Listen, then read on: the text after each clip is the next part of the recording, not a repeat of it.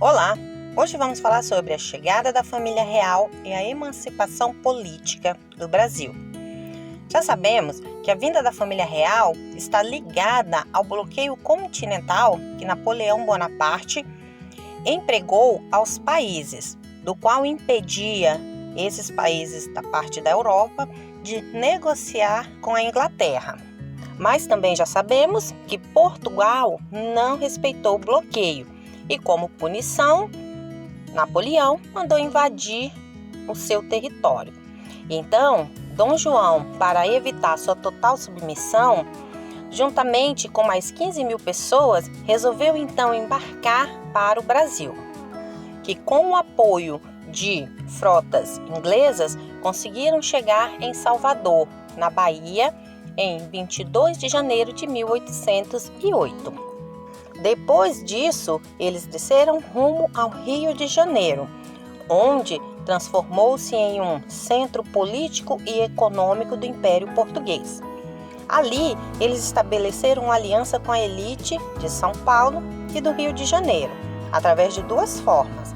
A primeira, de negócios que envolviam terras, comércio de abastecimento, entre alimentos, ferramentas, tropas de muares que eram trazidas do sul, entre outros. O segundo foi por meio de casamento com as famílias locais. Essas relações sociais e mercantis com a elite do Centro-Sul levaram ao enraizamento da corte portuguesa e ao desejo de permanecer no Brasil, fenômeno que a historiadora Maria Odila Dias chamou de interiorização da metrópole.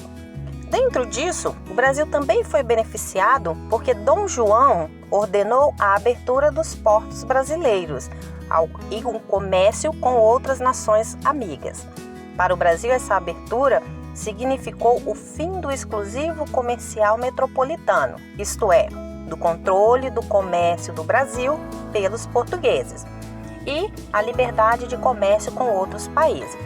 Para a Inglaterra, a abertura também foi vantajosa, pois agora ela poderia vender suas mercadorias diretamente para o Brasil. Todos saíram ganhando com isso, menos a França de Napoleão Bonaparte. Mas, antes de vir para o Brasil, Portugal assinou um acordo com a Inglaterra, chamado Tratado de Comércio e Navegação de 1810, em que Dom João prometeu, em troca da escolta da família real lusa até a sua colônia Brasil, vantagens e privilégios aos ingleses. Esse acordo foi extremamente favorável para a Inglaterra. O principal artigo dele tratava-se dos impostos, que dizia que, para entrar no Brasil, as mercadorias inglesas deveriam pagar somente 15%, as de Portugal ou portuguesas, 16%, e as de outras nações, 24%. Dezenas de outros navios entraram nos portos brasileiros e traziam consigo tecidos, caixões mortuários, ferramentas. O rei Dom João autorizou também a criação de indústria no Brasil, no Rio de Janeiro. Mas os resultados não foram satisfatórios devido a duas características. Primeiro, a falta de capital.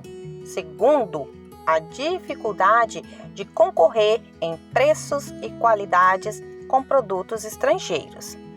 Já na administração joanina, a cidade do Rio de Janeiro recebeu uma série de melhorias.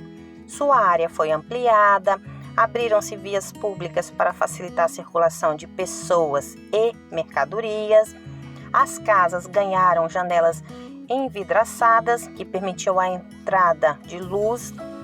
Também houve outras importantes criações de Dom João no Brasil, que devemos citar.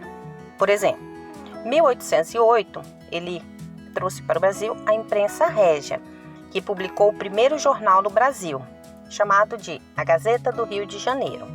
Criou o Banco do Brasil, que foi o primeiro banco brasileiro. Criou também o Real Horto, onde hoje atualmente é o Jardim Botânico. Em 1810, ele criou a Academia Militar e da Marinha, criou a Real Biblioteca. Em 1813, ele criou o Real Teatro de São João. Em 1816, a Academia Imperial de Belas Artes, hoje atualmente é a Escola de Belas Artes da Universidade Federal do Rio de Janeiro.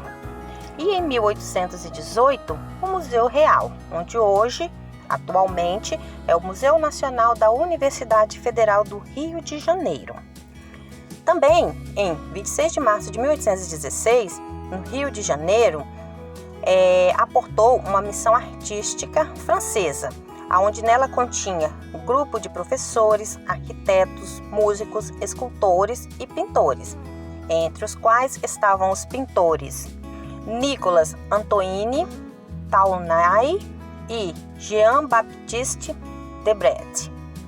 Tudo isso tinha um objetivo, que era desenvolver intelectualmente o Brasil.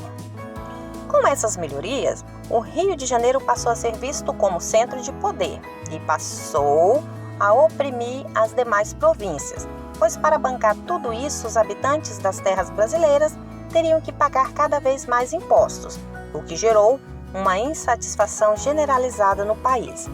Em Pernambuco, o povo começou a reclamar dos impostos.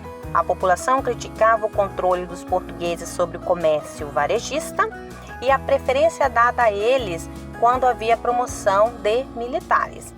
A situação piorou ainda mais, pois em 1816, com a seca que prejudicou a produção agrícola, o governo português, ao invés de ajudar, foi aumentar ainda mais os impostos, gerando o aumento do preço dos alimentos e, consequentemente, alastrando a fome nas cidades. O povo, já de saco cheio desse desmazelo governamental, resolveram rebelar-se, dando origem a uma insurreição, chamada de a Insurreição Pernambucana de 1817, que ocorreu quando os pernambucanos expulsaram o governo de Pernambuco e proclamaram uma república, separada de Portugal e do Rio de Janeiro. A seguir, formaram um governo provisório com pessoas de diferentes grupos sociais, como o comerciante Domingos José Martins, o padre João Ribeiro, o capitão Domingos Teotônio Jorge, o advogado José Luiz Mendonça e o senhor de engenho Manuel Correia de Araújo. Os rebeldes tentaram, sem sucesso, conseguir o apoio da Grã-Bretanha e dos Estados Unidos.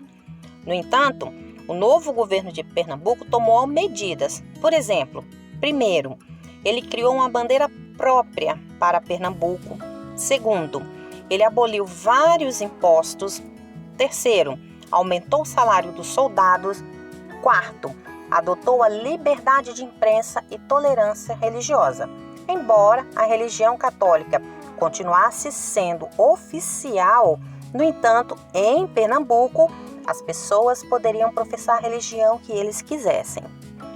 Os líderes da rebelião de 1817 concordavam quanto ao fim do domínio português, mas discordavam quanto a extinguir a escravidão, fato que acabou por enfraquecer o movimento. A República Pernambucana durou apenas 74 dias. O governo de Dom João VI enviou soldados e navios de guerra para reprimir esta rebelião. As penas dadas aos líderes como Domingos José Martins e o carmelita Miguel Joaquim de Castro seguiram o modelo do antigo regime, morte na forca. A rebelião foi vencida pelo governo português, mas, no entanto, os pernambucanos acumularam um trunfo. Pernambuco foi a primeira província do Império Português a declarar sua independência. Anos depois, outra rebelião também vai causar um desconforto para a corte portuguesa no Brasil. Vai ser a Revolução Liberal do Porto, conhecida também como Vintismo. Ela eclodirá no dia 24 de agosto de 1820, na cidade do Porto, em Portugal. E ela terá repercussões tanto em Portugal quanto na história do Brasil. Exigência do povo português de Portugal para que a família real que estava no Brasil retornasse para a Europa. No entanto, no Brasil, havia dois grupos também que estavam se divergindo. Por exemplo, no Brasil, a elite do Centro-Sul ela estava dividida em dois grupos. Membros de importantes famílias fluminenses e mineiras, como José da Silva Lisboa, apoiava a volta de Dom João VI para Portugal e a organização de um império independente no Brasil, governado pelo príncipe Dom Pedro. Já o outro grupo, liderado pelo comerciante fluminense Joaquim Gonçalves Ledo e pelo português José Clemente Pereira, era favorável a que o Brasil continuasse fazendo parte do Império Português, porém com autonomia. Pressionado pelas cortes portuguesas, em 1821, Dom João VI resolve voltar para Portugal. Antes disso, porém, deixou seu filho Pedro como príncipe regente do Brasil. Enquanto isso, no Brasil, crescia o ideal de uma emancipação política e econômica, que ocorreu da permanência de Dom Pedro no Brasil, indo de contra as exigências dos portugueses de Portugal, já que eles queriam a todo custo o retorno do herdeiro ao trono luso. Reagindo a isto, a elite do centro-sul do Brasil iniciou um movimento para convencer Dom Pedro a ficar. No ano de 1822, a disputa pelo poder entre essas duas forças políticas teve momentos decisivos. Em 9 de janeiro, Dom Pedro recebeu um manifesto com mais de 8.000 assinaturas, pedindo que ele ficasse no Brasil, e ele concordou em ficar. O episódio é conhecido como Dia do Fico. Já em 4 de maio, Dom Pedro determinou que qualquer ordem vinda de Portugal só seria obedecida com seu cumpra-se. Com isso, ele ia ganhando força junto à elite do centro-sul brasileira, e a ideia de independência cada vez mais vinha crescendo. Em 7 de setembro de 1822, às margens do Riacho do Ipiranga, em São Paulo, Dom Pedro recebeu 2 cartas, uma das cortes portuguesas e a outra de José Bonifácio.